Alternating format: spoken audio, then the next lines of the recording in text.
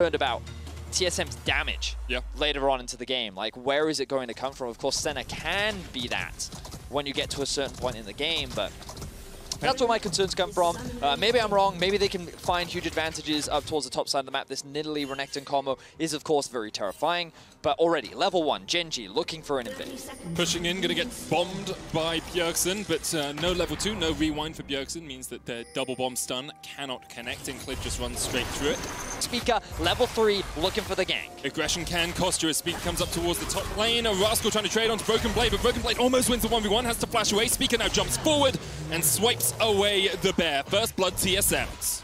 Well, first World's Groups appearance, he's doing a pretty strong job, but being caught out just a little bit here. Loating Lullaby coming in, Biofrost looking for the charm. There's the Dawning Shadow as well, Showstopper going to bring Spica back, but he's got the Chrono Shift on and he's going to come straight back to life. And now Clid is caught out of position as Broken Blade closes in the True Shot Barrage, rattles through, Bjergsen goes low, but now BDD is the secondary target. Life coming in to help out. Rascal can dive bomb in the Storm bringer, but Biofrost dancing around Broken Blade as much as he can. The Facebreaker is going to pull them back. Biofrost has to use the grand entrance to have a grand exit. They could have gone harder on this, and they're going for the dive. Swell Seed doesn't quite connect. Biofrost trying to get away, has to use the flash to get away from the chains of a life. Another plate goes down, and now Rascal TP's down towards the bottom lane. Double Lift immediately sounds the alarms and retreats.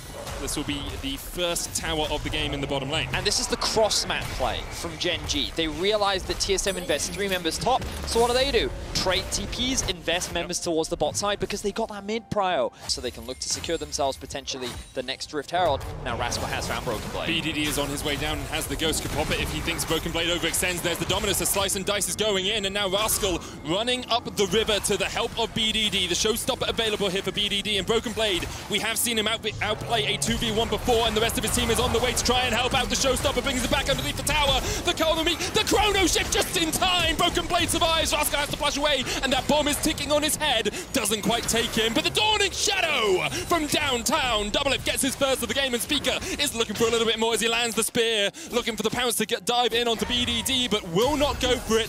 Ruler, though, flashing in the top lane, jumping in, sorry, with the Arcane Shift to try and catch out Double Lift. Biofrost now dives back onto life. Double Lift doesn't really want any more of this fight. Knows he doesn't have the ult, and knows that Ruler and Life are just that little bit stronger right now.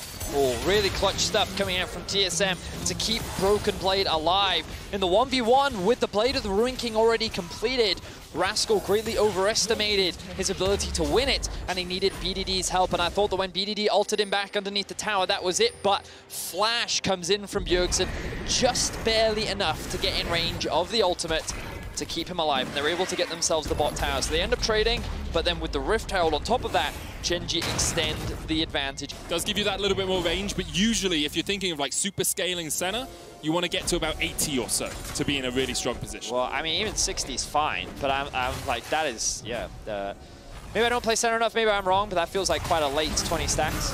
Does to me as well as the quickness comes in. Life here to help out Rascal, and Spica dives in. Rascal already dead. The tanking from TSM is sublime. Biofrost able to walk out. The Loating Lullaby will not be used as Ruler dives forward. Oh, Spica so low, just about able to survive. Broken Blade has moved himself into the mid lane. Does still have the TP if he needs to get to a fight with any urgency, but for the moment, Spica is the one being forced away. BDG going in with the showstopper. TP comes in, and look at the last embrace. Look at the Dawning Shadow. Look at the damage from TSM. Life and Clid immediately have to disengage as BDD now runs back to the rest of his team. There's a flank potential here for Rascal, but you're flanking all 5 members. All you're doing is catching yourself out. He has to run away. Gets down on all 4s and runs through the river. That was a great fight for TSM as BDD overstepped. Now, what has been used? Well, a lot of ultimates are gone. Broken Blade ultimate's gone, BDD ultimate gone, but there's still Bjergsen ulti, and there's also still Clid's ulti. So both these teams are looking for a fight. Flash in from Broken Blade. And you can see Ruler immediately has to flash away. He knows if he is stunned up, he is caught up. But TSM are kind of being danced around from 2 different sides right now. They're afraid of the Rascal collapse, but they're also getting poked out by Ruler. Meanwhile, Clid has gone back to base. He's now back in the fray, and if he lands his ultimate, here it comes. He's got the Loating Lullaby, and Double Lift is the target. They dive in on him. Broken Blade has to dance himself away, but now Double Lift is caught up in the midst of GENG, and he will get taken out. GENG get 1. Rascal still chasing Biofrost away, and this will be the 3rd dragon of the game for GENG. What looked like a great initial team fight for TSM ends up falling apart because GENG just buy so much time. you could see that TSM wanted to commit to that fight in the bot lane. They were like, let's go. The enemy team dives on top of you to protect one of your carries. If you then can't re-engage without that carry, they're just going to be stuck in the middle of all of GENG as they come back to life. BDD here caught out just a little bit by Speaker, but he's got an adaptive helm and a dead man's plate, and he doesn't give a flying hoot about any of this. Bjergsen coming in with the TP as well, does have the Chrono Shift back up. BDD's going to show stop at Biofrost back. Bjergsen almost taking out, has to use the Chrono Shift on himself. And once again, look at this. Wherever TSM, they can't get there in time. Bjergsen dive bombed in with the Stormbringer, and BDD punches him to death. The Zillion's down, Biofrost. And next on the menu is the Mystic shot. Finds its mark. Doublelift trying to dance around as much as he can, but it's a double for Ruler. And GENG have broken this game wide open. TSM tried to force a play onto the top side of the map. BDT was the target that they went for, and it did not come through. Speak is going to be executed on the hands of Klid in his ultimate, and GENG will be able to lock down the Baron. And Ruler flashes the Samsung Galaxy emote. Last time these two teams met was 2016 Worlds, where Samsung Galaxy and TSM went 1-1 in the group stage. Ruler, the only player left standing on this squad for GENG who was there then. And once again, he is taking it to G2 with fights like this. So we're seeing the second half of this fight, and you'll notice that Bjergsen's ultimate gets popped extremely early. It was TSM that tried to instigate the engage, but it was such a good ultimate from BDD as well to use it onto the Rakan to actually catch him off guard, and then what looked like an engage from TSM actually ends up being an engage from GENG. To the side of the spear, Swell Seed goes wide, but Ruler actually stepping forward here. Trinity Force and the Mura Man are already stacking up. He's got a QSS and he's on his way to a Death's Dance next, I would assume. Chips away at the tower. Essence Flux doing a lot of work, of course, to these objectives. You can see it getting chunked out there. Rascal still in the top lane just by himself. BDD almost finished this tower, and Biofrost actually looking for a flank position here. This could be what TSM need. However, Klid, aware and awake to the danger, puts the sleep onto the Rakan.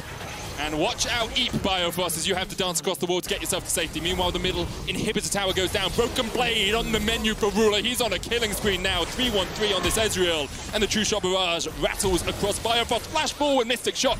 Doesn't quite connect, but that's an inhibitor down in the mid lane. And next up are these Nexus towers. TSM retreated to their base, and GENG are just taking everything they can in a heartbeat. Bjergsen trying to clear out the wave, hits the quickness from Biofrost, gets onto Ruler, but Ruler uses the QSS to get away, and Doublelift is dumped into the team. And now with the towers disabled, Ruler and co can just sweep them away. The Nexus, the target, Speaker forced back to the fountain, and Ruler's playing with his food now. Biofrost chased away by the Ezreal. Bjergsen and Speaker back on the base, and Ruler are going to go 2-0 up in their group. GENG with a commanding performance from start to finish. They utilized the early pressure in their lanes extremely well, and while we did see TSM finding a number of picks, a number of kills, it never really translated into anything. GENG moved around the map extremely cleanly. They constantly stole away enemy jungle camps, and again, it's just a great example of how to utilize that pressure from your lanes. A great example of how to play around this Lilia and how devastating she actually can be. Overall, great performance from the GENG squad, and definitely a return to form, I would say, compared to what we saw after yesterday's game.